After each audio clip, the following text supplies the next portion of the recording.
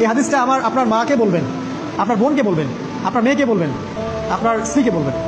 এই হাদিসটা যদি কারো হৃদয়ের মধ্যে গেঁথে যেতে পারে, তার দ্বারা অন্যায় করা সম্ভব না। একটু এই কথাটা না বললে জাস্টিস হবে না। রাসূল সাল্লাল্লাহু আলাইহি ওয়াসাল্লাম মেরাজে গিয়েছিলেন, আপনারা জানেন। তিনি মেরাজের রাতে অনেক অলৌকিক জিনিস দেখেছেন, নবীদের সাথে সাক্ষাৎ করেছেন, ইভেন আল্লাহর সাথে কথা বলেছেন, আল্লাহর নূর দেখেছেন। এই সময় সবাই তাকে হাসি মুখে সম্বর্ধনা জানিয়েছিল।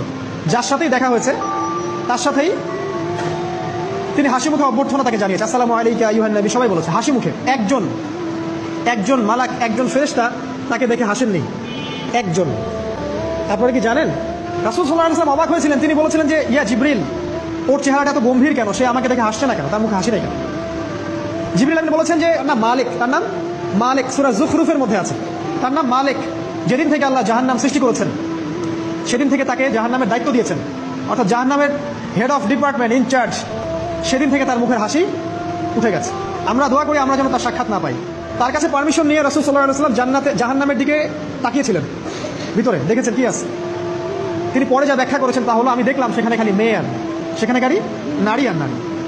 এই হাদিসটা আপনার মাকে বলবেন, আপনার বোনকে বলবেন, আপনার মেয়েকে বলবেন, আপনার স্ত্রীকে বলবেন। এই হাদিসটা যদি কারো হৃদয়ের মধ্যে গেঁথে যেতে পারে, তার দ্বারা অন্যায় করা সম্ভব না।